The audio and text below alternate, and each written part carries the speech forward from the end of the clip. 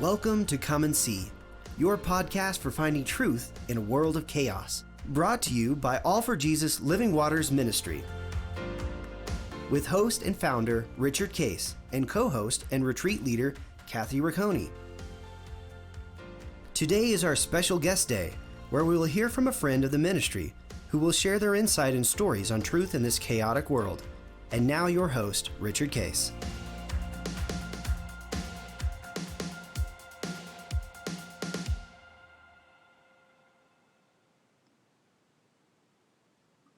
Well, good morning, everybody. We are excited on Guest Thursday to have a very, very special guest, Richard Andersen.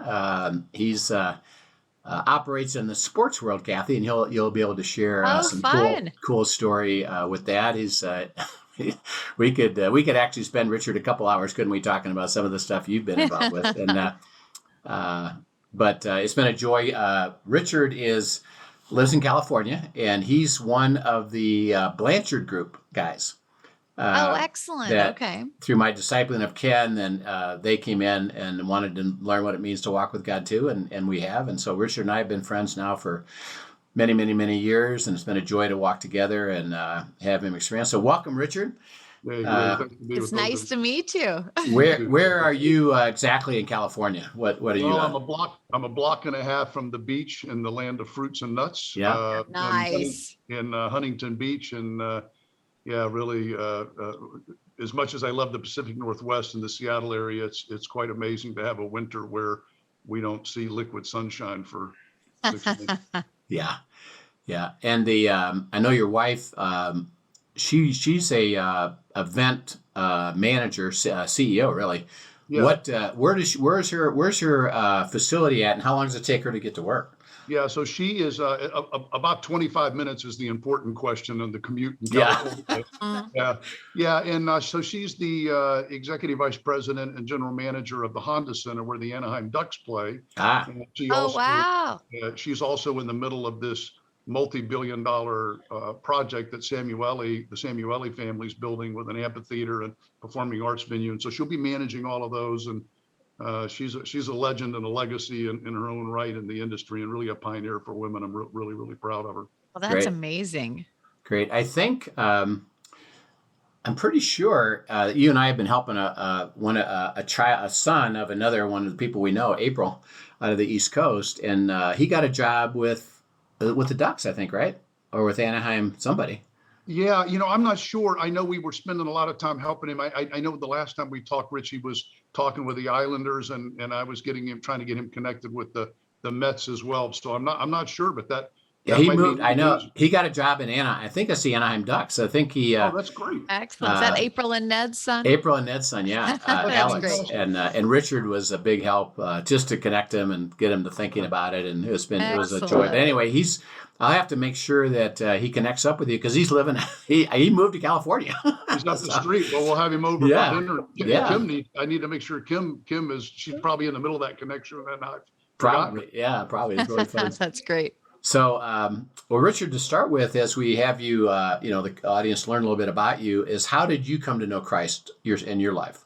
Yeah. So, I grew up in the East Coast in Florida, and I had a strong fundamentalist background, if you will. I had, and I'm just going to be really candid because I think lots of people will resonate with the truth as opposed to me sugarcoating this. I had a loving mother that struggled with her own addictions, and so we were always I was the tow-headed little kid in the front row at the church, and then on the way home I was getting smacked around because I didn't sit still. So it was really a conflicting world of this loving Christ and then this sort of angry environment that I grew up in. And as a part of my story, when I was actually quite young, I was 12, I went away to a private military school. I'm not going to lie, it was horrible. At the time, I just learned to survive it. And I think that was a lot of the skills I learned early on was just, let's get through the day. And I have all of this worked for good, right? So at the end of the day, I'm not like, oh, poor me. It's like, it was just a struggle. And I think that's a lot part of your story and what God redeemed. A lot of people can relate to that. And so I bounced around from job to job and situation to situation. And in my early 20s, found myself living in Atlanta. And this is a part of the story of finding Christ and also my career. And I would go to Atlanta Braves games literally for $2 or $3 and sit in the GA seats and then sneak down because nobody was there and get in the front row of the box seats. But I was always by myself, and I love baseball. And I thought, man, I hate this other job I have, which was selling shoes and working as a dispatcher and that sort of stuff. And so somebody encouraged me to put a resume together, which I probably couldn't have even spelt resume back then, and put it in the Braves offices. 6 months later, I got a call saying, hey, are you still interested in working for the Braves? And remember, this is long before internet or cell phones or, literally I happened to be standing in the kitchen on the phone connected to that cord for those that came after that. And I said, yeah, sure. And I came in and I interviewed. Did it have a rotary dial? It had a rotary dial. I didn't have a push button yet. True story. Yeah. And so the second question I went in the next day, and the second question they asked me was, do you know how to drive a bus? And I didn't want to lie, but they didn't ask me had I ever driven one, and I really wanted this job. So long story short is I said, yeah, I know how to drive one, because I figured I did. I'd driven some equipment before. And I got hired as a minor league general manager for the Atlanta Braves in a town called Greenwood, South Carolina. I was making $600 a month with a guarantee to be raised, $500 with a guarantee to be raised to $600 a month if I survived the first 90 days and did a good job. And, so I went to what used to be a store called Montgomery Ward's, bought a rollaway sleeper, put it in the corner of my office, literally slept in this little office at the ballpark, 23 years old. I cried at night because I was so lonely, but it was the greatest career year of my life. And it really led to me finding Christ. I realized that I had finally made a stand, that this is what I really wanted to do. I don't think I realized that God was calling me to do this at that time, but it's really clear when I look back now. I just loved it. I couldn't wait to get up in the morning. I didn't want to go to bed at night. And so I was there 2 years. And by the way, my boss for 10 years, my first boss was a guy named Hank Aaron. And I was Hank's first employee. So for baseball fans, quite an amazing story. We became good friends, and he was actually an incredible human being. So I got promoted 2.5 years later from Greenwood to Savannah, Georgia. And I had a cousin, I should say, down there that was a part of the Christian Businessmen's Association. And he said, hey, look, I want to take you to this dinner one night. And so we went, and a guy by the name of Ed Hill, and I remember the name, that's how impacting it was. He spoke and he talked about how messed up his life had been, and then some things that happened, and how he came to find Christ. And I had this Christian background. So for those that are constantly demonstrating their faith, it mattered. It didn't, it wasn't like I came to Christ at the time people were telling me prior, but all those things I'd heard over the years were there on the rock when I heard this guy speak. And then I just had this heart for it. And they gave me that little pamphlet, The Reason Why. And, so I went home, and I got down on my knees in my living room, and I accepted Christ that night. And literally, I did have a lightning experience. There's no question in my mind that, the Lord filled my heart with my openness, and I became on fire for walking in faith. And you're 25 years old or so right now? Yeah, I was 25. And I realized that, even though I was having success in professional sports and growing, that I wasn't that happy. And maybe connected to that was I listened to Bob Buford, who back then was just, had written a book called Halftime. And he came and spoke to the same Christian Businessmen's Association.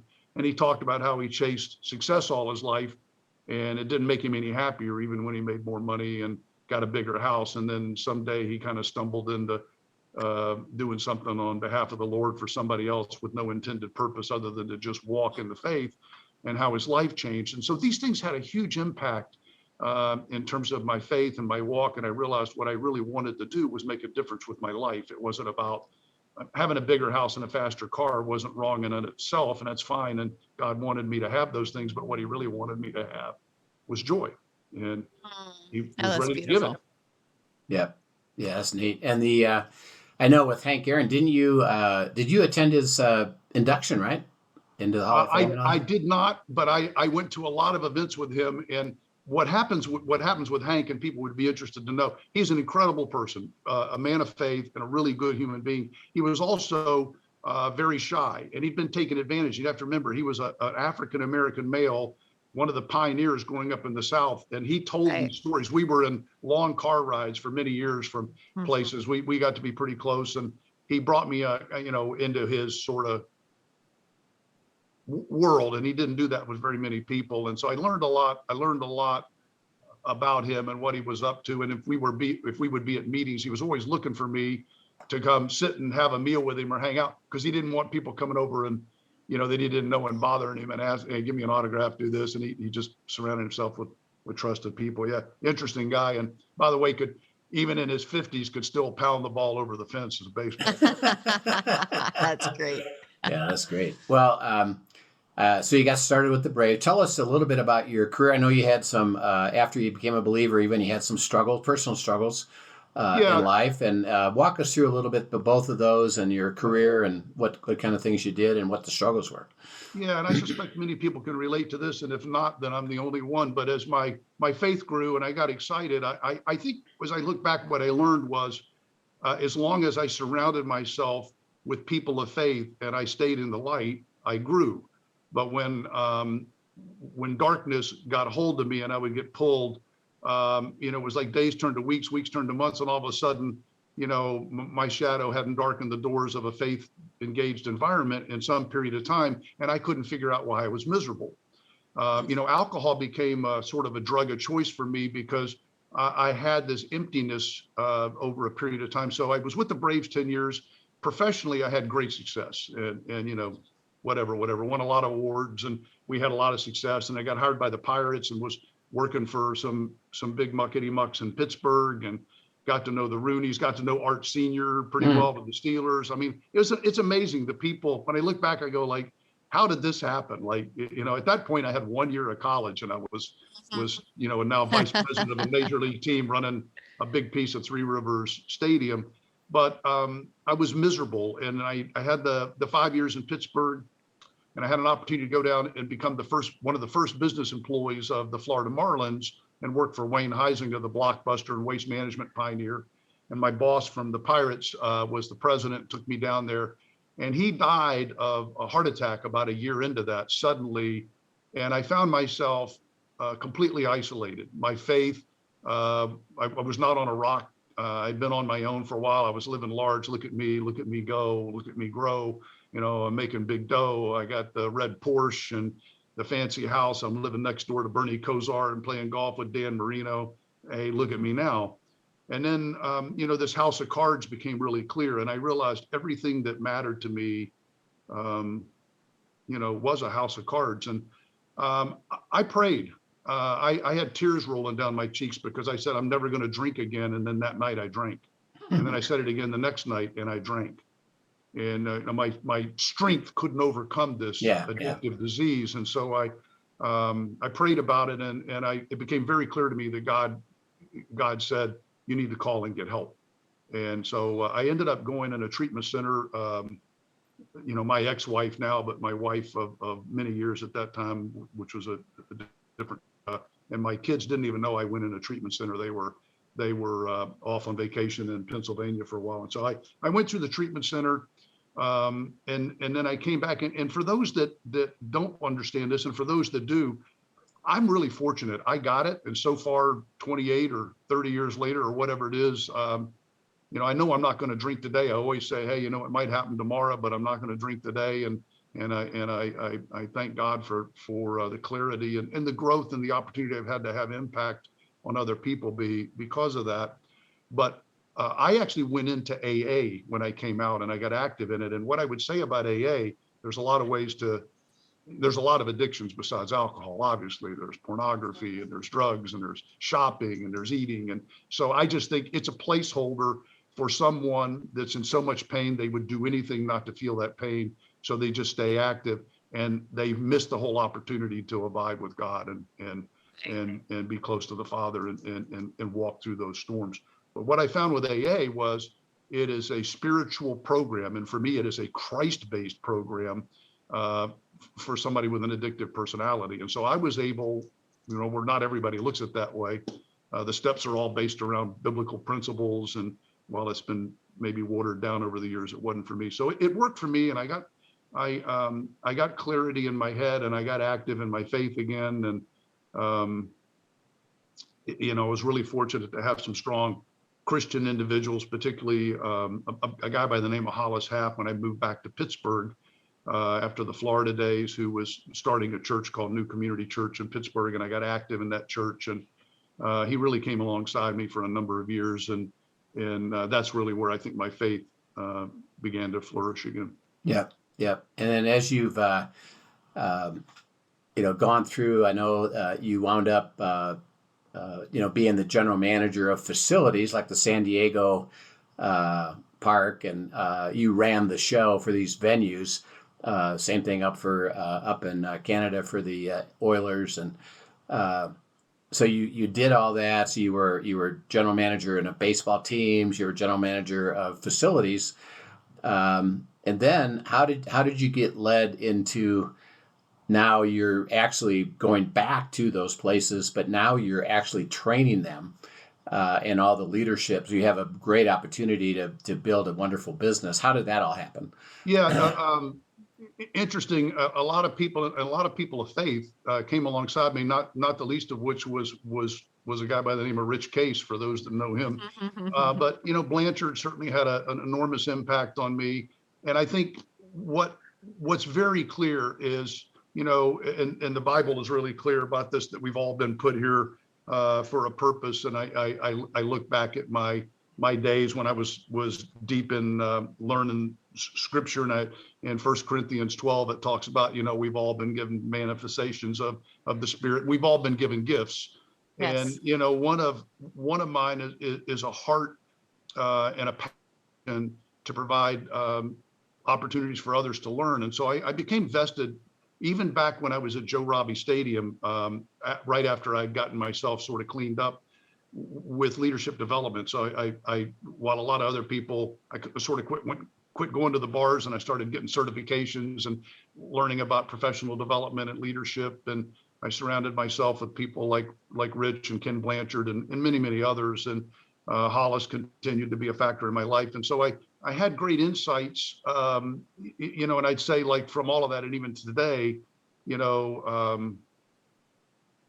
I'm not what I ought to be, and I'm not what I'm going to be, but that sort of thing. I'm not what I used to be. I just stay at it. So I had all these great contacts. Rich said to me when we were in Canada, I was CEO of a company called Northlands. I had just finished an episode, and I say this humbly because it's kind of corny, but I just finished an episode of Undercover Boss. Yeah. For those that have ever heard that show. And literally, I'm the CEO on an Undercover Boss show. You can look it up if you go to That's awesome. Northlands. If you go to Undercover Boss Canada and Google my name, or Google Northlands, it's pretty funny and pretty. And I do speak about my faith in it, by the way. But Rich told me when I was at Northlands, he said, God's really given you a gift in terms of presentation skills, and you should really consider and be prayerful about using that. What I would say about Rich and what I've learned in my own walk is that shame is not God's already forgiven me for the things I haven't done, and Rich has reminded me that many times. And like the only person that's making me feel guilt is myself. And so, in fact, with Rich's guidance, we spent a lot of time in Acts helping me walk through letting go of that. And Rich would often say to me when I'd say, like, hey, I and I haven't done this, or he goes, well, hey, how about now? How about now? How about now? So like, let's don't worry about what you haven't done. You may say that a few times on the podcast too.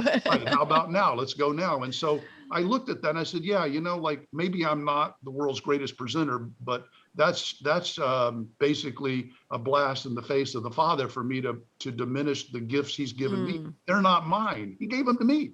Right. So I've really worked at that, and it's amazing the clients that I've grown. Interestingly, one of my clients, and it's topical right now, is a company called Westbrook Media. And for those that may not immediately make the connection, we wrote the mission, vision, and values for Will and Jada Smith's company, which is becoming, wow. How about that? So, which is becoming one of the largest multimedia platforms in the world. That's a whole separate issue, which I'm sure you will talk about. But I know the Father forgives him, and there's an opportunity in there to use that for good. And I hope that's where it comes. Absolutely. I plan on parachuting in with a call next week when the dust settles a little bit. But I have and by the way, just to because you'll air actually before this happened. But there's an event. There's an event that happens at the Oscars this next weekend. And Will Smith is in the middle of it, and he's in the middle of a big firestorm because of it. And that's what Richard's talking about. So you're gonna when he says this, you say, well, what happened? Well, you'll find out. Yeah. Watch the Oscars, and actually, that's going to be an amazing trick. That's stunning, because I don't know how we're taping this now after it's already happened, and then it's going to air. So that's pretty good, huh? That's pretty awesome. It's done. So lots of great clients, a lot of NFL teams, Major League Baseball, NHL, NBA, and even through the pandemic, where nobody was wanting professional development and leadership development and that sort of stuff, simply because of the way the world was. We stayed active, and now we're getting busy and very blessed. Yeah, it's really beautiful. As you've looked at, you mentioned a couple of times, that you've worked through God healing you, getting rid of guilt, making decisions. How has your abiding and processing, walking in the Spirit to receive God's leadership, how has that impacted your life? Well, it's night and day.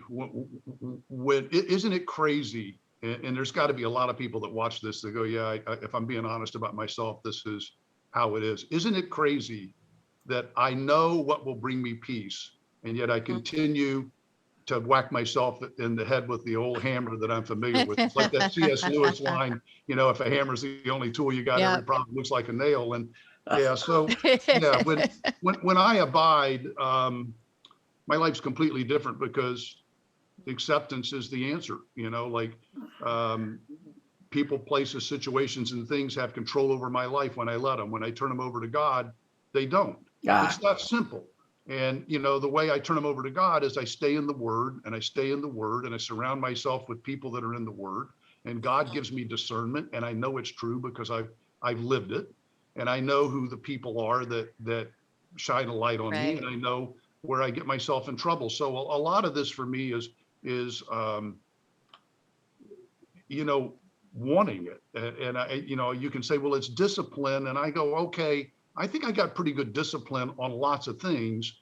But, again, as Rich once said to me, he said, well, you just really don't want to do such and such.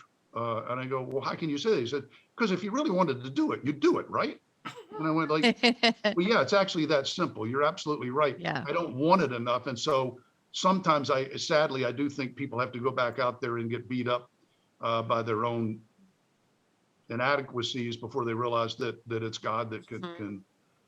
One quick sidebar, if I could, that's connected to this, is that I went through a pretty challenging separation, and I won't get into all of that. I did have some strong spiritual support as I walked through it, because the guilt and the shame that comes with divorce is impacting as anything that can happen in one's life, and it was certainly not what I wanted. But what I learned from my walk in faith with people that I really knew was that my partner and I weren't equally yoked, and my partner wasn't going to do anything about it.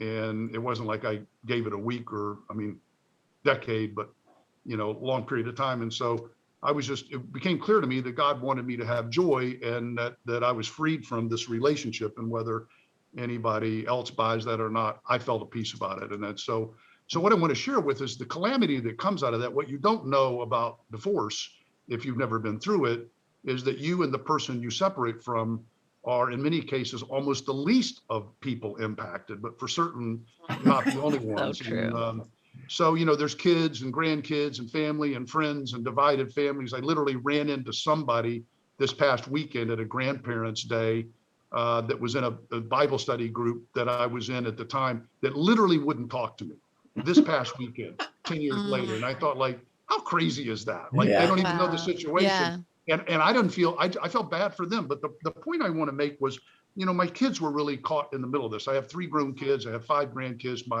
My oldest daughter ended up having to be actively involved in a lot of the care for my ex-wife, and it became very problematic and challenging. while everything was equitable in terms of the separation. It wasn't emotionally. And so she ultimately made a decision at one point because of being upset that she was just not going to talk to me anymore. Yeah. So for those that can get their hands around the fact that you can't love your kids any more than you love them. I mean, I just love my 3 kids so much. And now I'm cut off not only from her, but her husband and both of my granddaughters. And so this went on for a period of time. And this is where I probably, I did the right thing. You know, I don't always, but I did the right thing. I reached out to spiritual counsel and mentors, and I got in the word and I prayed, and I'd done my best thinking, and it got me into the jackpot I was in. So now I was going to listen to, I was going to listen to God and to the people the godly people that had been put in my life. And, so I began to journal. I began to stay in the word. I began to forgive myself. I began to realize that this really wasn't about what I'd done, but it was about other people's calamity. And that what I didn't want to do was throw gasoline on this fire. I wanted to thoughtfully and prayerfully give it the time it needs to heal, so that I could have whatever relationship I could have with these 2 granddaughters and my daughter, who I love with all my heart, and her husband, who's a really good and decent human being. So a year and a half, I had no contact. Wow. But during that period of time, with counsel, I learned to do some things prayerfully, like handwritten notes as opposed to these constant frantic phone calls, and very thoughtful, never putting the blame, never trying to explain myself, just always being clear that I love you and I'm here and I understand you're upset. I'm here to talk about it, but what I really want you to know is I love you. And then something happened, God, and it was called God intervening, and over a period of time it healed. For the last 2.5 years, it's continued to heal up into, I was invited just a few days ago, well, a few weeks ago, but just a few days ago, to my first grandparents' day. My kids go to Santa Fe Christian Academy in San Diego. And so I went down Saturday morning and spent the morning at the school with the kids, spent the afternoon at their flag football game, spent the night at their place. The 4 of us had this joyous interaction. Saturday, I took my one granddaughter who just had a birthday on what I call International Jossie Day. It's her birthday, and we had a super swell time. And this is all God, working through this in my mind and in my heart. My daughter didn't do anything wrong. She's like one of the most amazing people in the world. She was put in a really tough spot. I totally get it. And I did the best I could with what I had to do with. God forgave me, and I just needed to wait it out. So tribulations come. My challenge is that I want to fix them right away instead of waiting on God's time. Yeah. That was. I remember walking through that with you. That your heart, particularly in that situation, is I really don't want this to be broken. What should I do to fix it? And it was like, let God knows, and you just relax and wait. And I know you did, and you abided in the word. You got healed of the guilt of it, and you were patient and just kept being faithful. And then, because Richard shared the story with us this last week, we were just rejoicing at the amazing work of God to say, do you see? And God speaking, I know Richard got this. Hey, son, do you see what I can do? Right.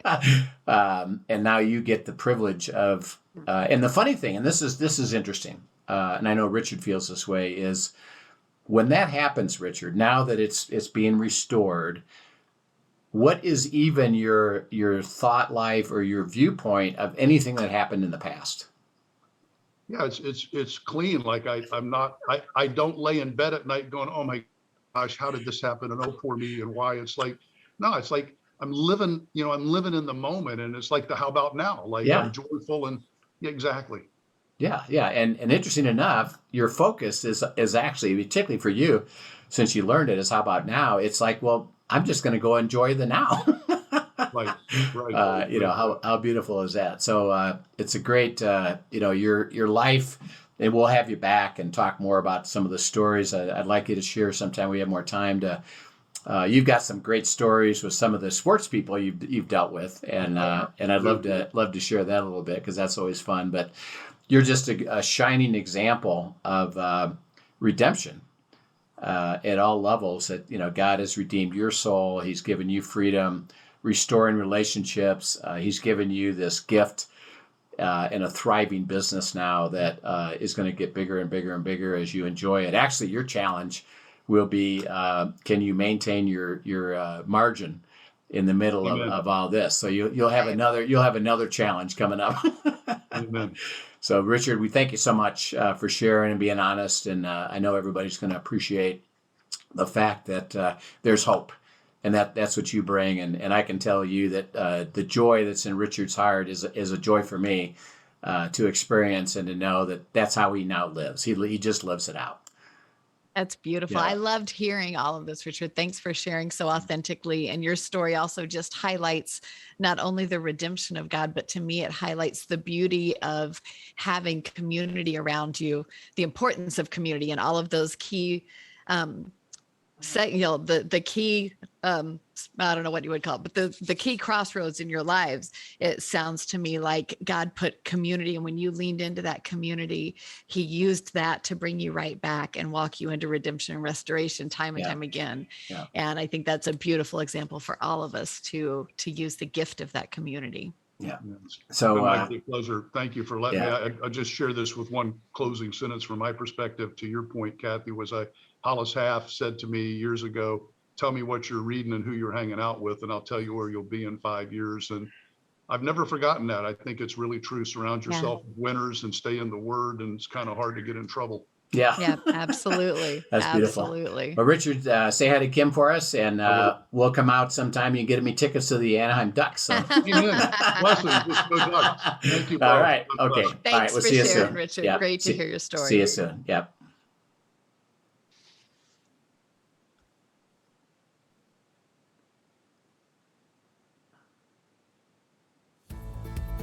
Thank you for joining us for today's episode of Come and See, your podcast for truth in a world of chaos.